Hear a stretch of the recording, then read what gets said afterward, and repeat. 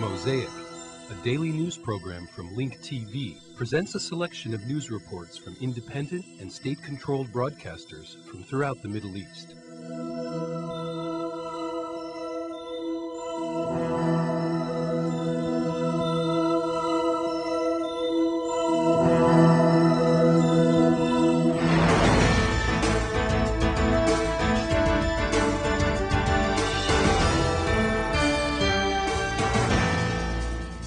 In response to European threats to transfer Iran's nuclear file to the United Nations Security Council, the Islamic Republic's supreme leader, Ayatollah Ali Khamenei, said that the Iranian people are not afraid of political pressures and threats of sanctions. Ayatollah Khamenei praised the 25th anniversary of the war, a war which was imposed upon Iran by the ousted Iraqi regime. He added that the advancements in science and technology, which Iran is witnessing in different fields, are the fruits of sanctions and political pressures which Iran was subjected to during the war. He also stated that the Iranian people were capable of repelling an international attack for 8 years. During this time, the Iranian President, Mahmoud Ahmadinejad, warned that the anger of the Iranian people will be great for those who even consider committing acts of aggression towards Iran.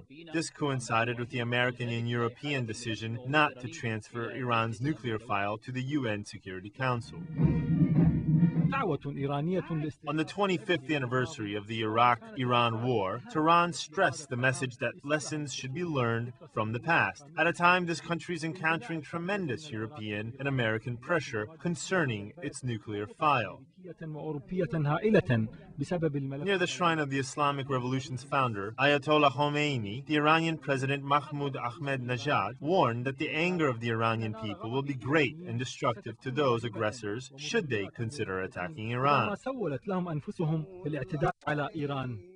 If some want to take advantage of our dreams and the dignity of our people and try what has already been attempted, they must know that the fire of the Iranian anger is burning and extremely destructive. Our people have the ability to stand up for their dignity and independence and national interests. The signs of defiance that appeared in President Ahmadinejad's speech were complementary to the military parades of advanced equipment and weapons, including the Shihab-3 missile system, which is an Iranian version of the Scud missile, with a range of 2,000 kilometers. On the Shihab-3 missile, the following phrases were written: "We step over the United States with our feet, and Israel must be wiped out." Last May, Iran announced that it had tested operating the engines of these missiles on solid fuel rather than liquid fuel to increase its precision and improve its mobility. This comes at a time when verbal escalation for the past years between Iran and the United States from one side and Iran and the EU on the other concerning threats to transfer Iran's nuclear file to the United Nations Security Council. Iran announced it would respond to these threats by suspending its agreement on the additional protocol of the Anti-Nuclear Proliferation Treaty and resuming uranium enrichment activity in the Natanz nuclear complex. Tehran appeared to be confident in frustrating the European-American initiative to transfer its file to the UN Security Council, thanks to strong Russian support and non-aligned countries. The Iranian president said that Tehran has managed to foil these plans through active diplomacy and by massing international support. Foiling the American and European project to transfer Iran's file to the UN Security Council is a significant Iranian diplomatic victory, which strengthens Tehran's determination to continue its policy, which is based on using firm diplomacy in countering the Europeans. هذا ويتابع الإيرانيون تطورات ملفهم النووي وفي ذاكرتهم. Iranians are following up on recent developments concerning their nuclear file, while their minds are preoccupied with the tragedies of the war launched on them by the ousted Iraqi President Saddam Hussein, as today marks the 25th anniversary of the Iran-Iraq War, or what the Iranians call the Holy War of Defense. After 25 years since it began and 17 years since it ended, many regional and international changes have taken place. The Islamic Revolution, led by the religious scholar Ayatollah al-Khomeini, emerged victorious, and the strongest regime in the Middle East that was supported by the United States collapsed. At the time, the new realities in Iran eliminated the American influence in the region that undermined the Arab struggle against Israel. Iran was thus surprised by the war launched by the neighboring Arab country, Iraq, which weakens the regional achievements created by the Islamic Revolution. Most Arab countries supported the position of the Iraqi government against Iran during the reign of the ousted President Saddam Hussein, and this further complicated matters. The situation worsened when Iraq invaded Kuwait and annexed an entire Arab country. However, this time around, Arab countries decided to participate in the international campaign against Iraq, which ultimately ended with the American and British occupation of Iraq. Furthermore, the international community hesitated in taking a position in the Iran-Iraq war, even after the United States had intervened to the advantage of Iraq by targeting an Iranian ship, as well as an airplane carrying civilians, killing all aboard. No international measures were taken against Iraq for starting the war until a relatively long time after the war ended. The Iraq-Iran war, which the Iranians call the Holy War of Defense, imprinted in the memories of Iraqis destructive battles during 8 years of war between two large regional countries. Despite all of this, Iran managed to achieve unique military advancements, as well as strengthen its defense and educational infrastructure. Despite the war's bitter memories in the minds of Iranians, Iran is still sympathetic to the concerns of the Arab people and their plights, including those of the Palestinians and Iraqis. Today, Iraq suffers from bloody events and a bitter reality under the occupation. As for Israel, Iranians believe it had the strongest hidden role in the 8-year war between Iraq and Iran, with the objective of protecting Israel, which explains why at the time, the Israeli War Minister, Moshe Dayan, said that the Islamic Revolution is an earthquake that will shake Israel. Tel Aviv still considers Iran its primary enemy, and this explains why suspicions around Iran's peaceful nuclear programs are mainly instigated by Israel, ignoring that it is the only nuclear country in the region. Iranians today commemorate the memory of the Holy War of Defense and their martyrs who fell defending their homeland. Iranians are looking forward to defending their international rights to possess national and peaceful nuclear technology, as stated by the Anti-Nuclear Proliferation Treaty, while believing that that which does not kill you makes you stronger.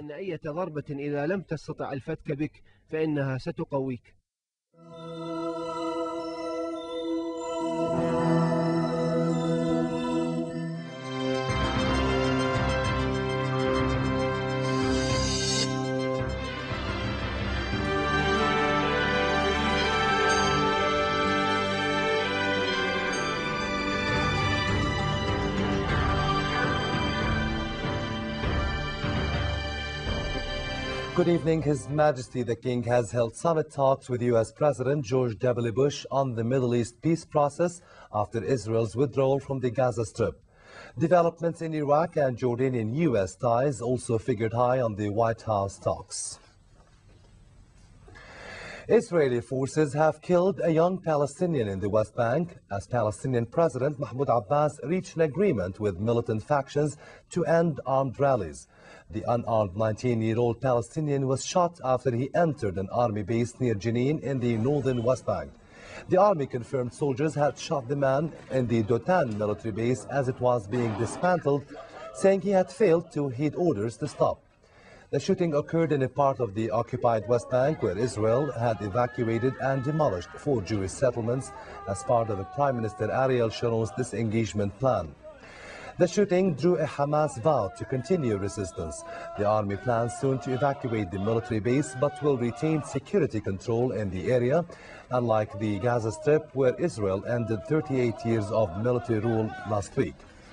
During an inauguration of a water well in the former Netzarim Jewish settlement in Gaza, Abbas said factions agreed to end their armed rallies celebrating Israel's withdrawal. Leaders of 13 groups convened by Abbas, who is under international pressure to bring order to Gaza, agreed that the public displays of firepower that have followed the exit of Israeli settlers and soldiers will be halted by Saturday. 4 bodyguards of Iraq's immigrants minister have been killed and 2 others wounded in an attack in Baghdad, but the minister was not in her office when the assault occurred. Yesterday, 2 U.S. soldiers were killed in separate incidents in Iraq. Police also said gunmen dressed like policemen killed 3 people, wounded 1 and kidnapped another from the same family in eastern Baghdad's Jadida district.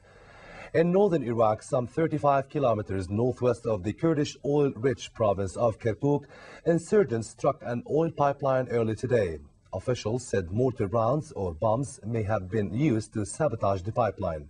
The pipeline transports crude from several wells in Dibis to an initial processing station in Kirkuk.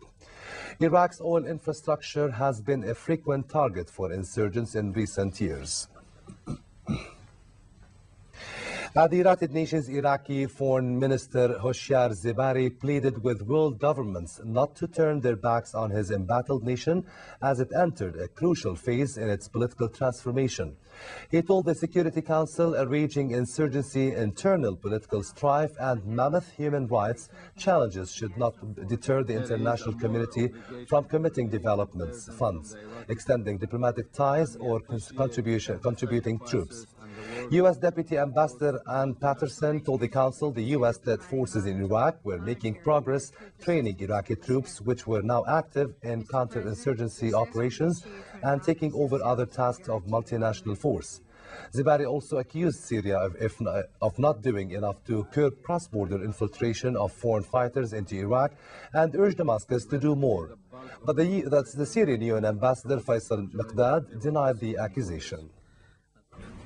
Regrettably, the bulk of foreign fighters are coming across the joint Iraqi-Syrian borders, and the Syrian government has yet to demonstrate its seriousness, its cooperation to help us stop their transit. We repeat our call upon our neighbors to tighten border control, act forcefully against hateful propaganda, and demonstrate clear action to stamping out the tide of terror. When Syria has deployed more than 10,000 soldiers on its borders, when it has spent millions of dollars to establish the barrier so that extremists will not pass to the other side through a border which is more than 500 kilometers long, then what's more? When we arrest all those who are potential infiltrators and send hundreds of them back to their respective countries, isn't this a real political will? A poll has showed Israeli Prime Minister Ariel Sharon and rival Benjamin Netanyahu are neck and neck in a Likud party ballot next week. The poll could redefine Israel politics after the withdrawal from Gaza. The Likud executive, which opposed the pullout for defying the party's traditional rightist ideology, votes on Monday on Netanyahu's motion to advance a leadership primary to November in an extraordinary move to oust Sharon. Aides suggest the ex-general will quit Likud if he loses the Central Committee vote and enter the next general elections as leader of a new centrist party mining public support for what he calls disengagement from conflict with Palestinians. A poll published in the Haaretz Daily showed 45.5% of the 3,000 committee members favor an early primary against 40.3% who want it staged in April as originally scheduled.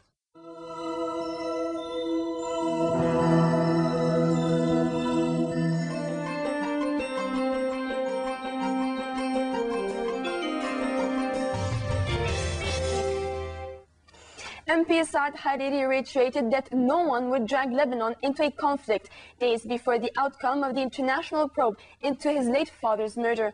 MP Hariri stressed the perseverance for the implementation of UN Resolution 1595 was not a personal revenge, but a protection measure for Lebanon. He stressed nothing would shake his alliance with MP Walid Jumblat and said it was not a mistake for Arab and powerful nations to highlight their support to Lebanon, but proved international confidence in Lebanese capabilities. MP Hariri said the final statement of the New York Conference on Lebanon was a clear evidence of international backing for the country. He stressed the support does not aim at interfering in Lebanese affairs. Hezbollah chief Sayyid Hassan Nasrallah urged Lebanese to confront what he called American hegemony and to refuse American interference in Lebanese affairs.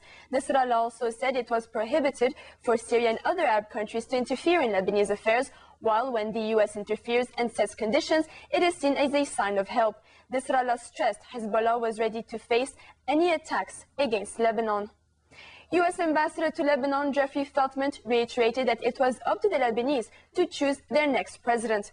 But following a meeting with Lebanese Forces MP George Adwan yesterday, Feltman stressed no major step could be taken in the country until the final results of the international probe into former Premier Hariri were revealed. Adwan said discussions with Feltman fell in the framework of meetings the LF was holding with various ambassadors. The U.S. ambassador to Lebanon said his meeting with Lebanese Forces MP George Adwan focused on parliamentary developments since the May-June legislative elections. Jeffrey Feltman said that Adwan briefed him on the LF's cooperation with his allies in parliament regarding various issues. Neither official elaborated on those issues. Feltman stressed the priority now in Lebanon was the international investigation headed by German prosecutor Detlef Melis. I stressed to him the U.S. support right now for seeing the work of Judge Melis and his commission completed, that we look at that as the priority right now. Asked about the presidential post, the U.S. diplomat stressed it was a Lebanese matter which only the Lebanese themselves could determine. The question of the president is a Lebanese question. And also I would say that any political consequences need to await the Melis report. We need to know what Judge Melis and his team has found before we even discuss what political consequences might be. Asked whether Washington was isolating President Emil Lahoud, Feltman avoided the question.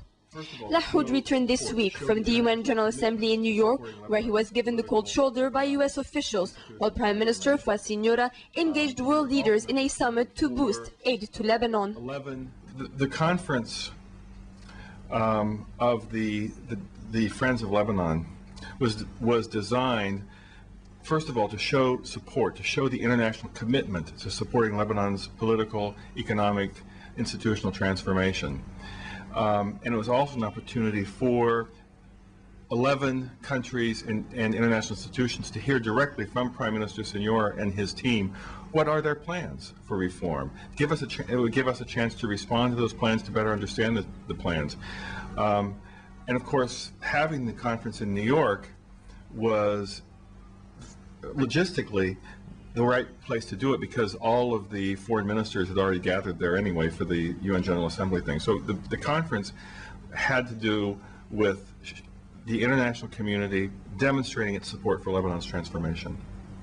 Lahoud insisted yesterday he would stay in office until his term ends in 2007, despite calls for his removal after top aides were charged in the Hariri probe. Speculations that Lahoud could make an early departure has been fueled by several anti-Syrian MPs who have said they were prepared to run for the post should Lahoud step down and an early election be called. Lahoud denied any tensions in the upper ranks of government, saying his behind-the-scene political work at the United Nations was complementary to the meeting led by Siniora.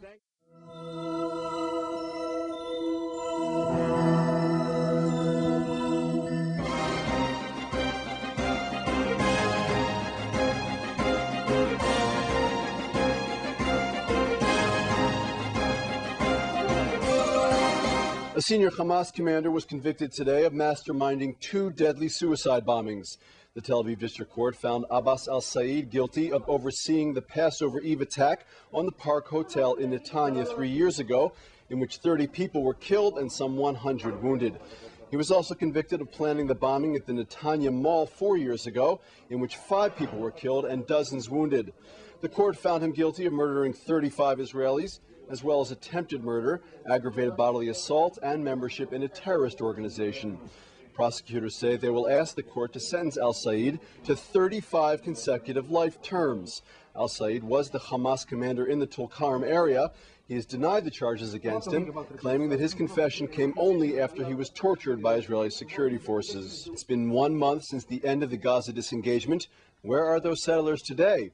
Did analysts' predictions about the aftermath of the pullout come true? Is the rift healing or growing wider? And now that the withdrawal is out of the headlines, does the public still care? IBA's Efrat Batat brings us answers to these and other questions. 1 month has passed since Israel completed its withdrawal from Gaza. It's been 1 month since 1,686 families, comprising 8,000 ex-settlers, have been uprooted from their houses. 1 month has passed, and the majority of the evacuees have still not found a place which they can call home. 920 families are still residing in temporary housing, which includes hotels, hostels, and various yeshivas scattered across the country. 382 families live in caravillas, mostly located in the community village of Nitzan.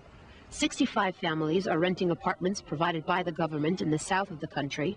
200 families have independently found their own housing solution, while 84 families are currently living in temporary caravans where they intend to build their permanent homes. Over 80 families, mainly from the former settlements of Elei Sinai and Atzmona, have relocated their belongings to an improvised tent village in Yad Mordechai. The makeshift campsite was erected next to a busy highway intersection near Ashkelon. This group of evicted settlers is shunning all government offers, saying they don't come close to making up for homes lovingly built over 22 years ago. The Elei Sinai and Atzmona families say the government is trying to split them up and insist on staying together as a community. In the meantime, these evacuees have set up broad canopies and dozens of dome tents clustered tightly amid cube-shaped shelters made from wood and tin. A circus-style tent with plastic windows and air conditioning is used as a kindergarten and nursery. They insist this is better than what the government has to offer. Yaniv Ben Chagai Halevi of Elei Sinai says, in Israel there is a phrase, nothing is more permanent than that which is temporary. We know that the minute we disperse into the temporary alternatives, that will mean the end of our community. The government argues these settlers are tugging on Israel's heartstrings to try to squeeze out a better package. It claims it is providing ample compensation to all evicted families. In general, settlers also face ongoing criticism by some Israelis who think they are greedy after having been generously subsidized for years for staying in Gaza. Hundreds of families accepted packages of between $200,000 and $300,000 per family. This includes those families who risk losing up to 30% of the compensation funds because they refuse to move before the August 15 deadline. The government did not carry out its threat, and the families were reimbursed the entire sum. However, no matter how large the sums of compensation and the options given to them, settlers are far from being pleased. Nothing will ever compare to their homes, they say. Some of them genuinely believe that one day, hopefully not too long from now, they will return to live in Gaza, where their heart is, where they say their home should be.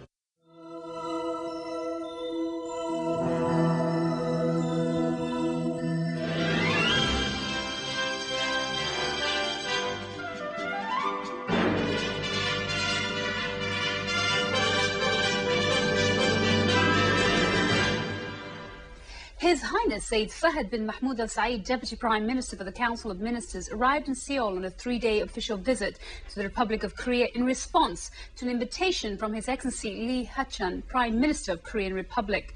Further details in the following report by Abdullah bin Ahmed Al-Rubai from Seoul.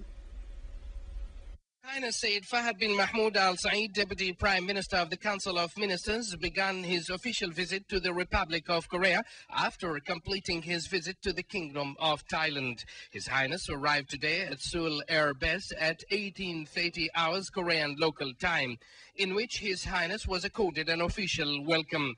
At the air base, while proceeding along the red carpet, His Highness stopped in front of the military band, and the national anthem of the Sultanate of Oman and the Republic of Korea was respectively played. He then inspected the honor of guard and makes another stop in the middle to acknowledge the national flag. His Highness was welcomed by Korean, Omani and other Arab welcoming parties consecutively. His Highness, before leaving the air base to the Hotel Sheila, an official stay of His Highness during his visit, he gave a statement in which he said, "It is of great pleasure for me and my delegation to visit the Republic of South Korea in response to an invitation from the President of the Government of Korea. This visit is based on relations of friendship and joint interest that exist between the two friendly nations and the high interest that they have in developing them so that it serves the objectives of our two countries under the wise leadership of both leaders." 2 bicycle bombs exploded minutes apart in Pakistan's eastern city of Lahore today, killing at least 6 people and injuring more than 30. Police and security officials said the security was tightened across Lahore and were probing various leads. The first bomb went off near the historic Minar-e-Pakistan monument in a crowded area of the city, killing a street vendor and wounding 13. Minutes later, a second device detonated near a cigarette kiosk in Itra, Lahore's busiest shopping district, triggering an explosion in a nearby fireworks shop. Both bombs were locally made and planted on bicycles. The first bomb was a low-intensity device, while the second was packed with iron nails and ball bearings. Mexico's top public safety official, his deputy and 7 others died in a helicopter crash in the mountains west of Mexico's capital.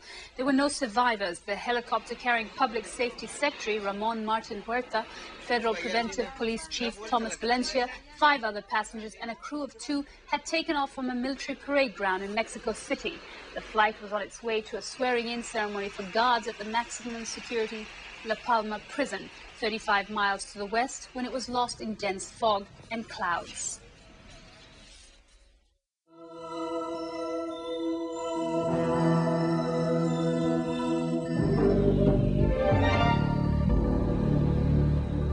In Iran, our correspondent Abdullah Iqbal reports on the Iranians' fondness of life and the love of flowers which decorates their homes and provides them patience and calmness in their daily lives, which is rare in Middle Eastern countries.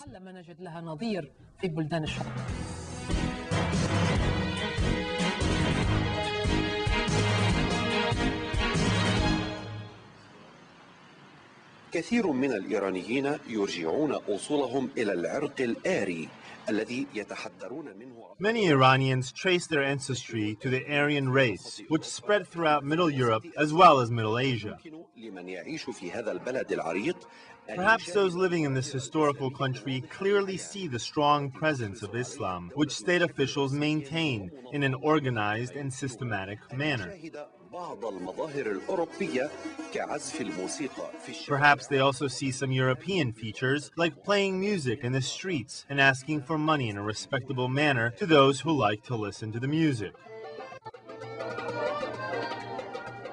Iranians, whose love for nature is unmatched, pay special attention to flowers because flowers are a good means of expressing their deep feelings during happy and sad occasions. Flowers enchant Iranian women, who are often described as being full of passion. وللوردة تأثير السحر على المرأة الإيرانية التي توصف عادة بعواطفها الجياشة. Iranian architecture and interior home decorations are rich with Eastern-styled furniture, but also include European features such as the division of space. The kitchen is opened to both the dining and living room, for example.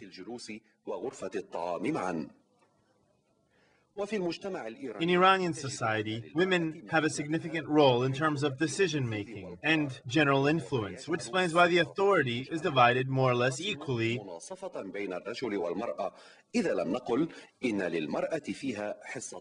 Visitors easily realize that the Iranian society enjoys a state of calmness that is usually rare in the Middle East.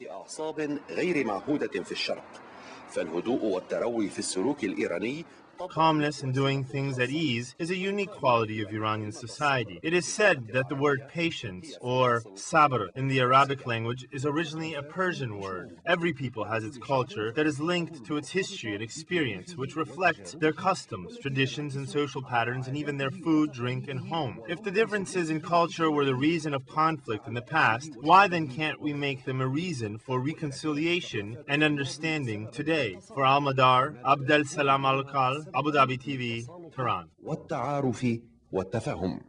لبرنامج المدار عبد السلام عقل قناة أبو ظبي. طهران.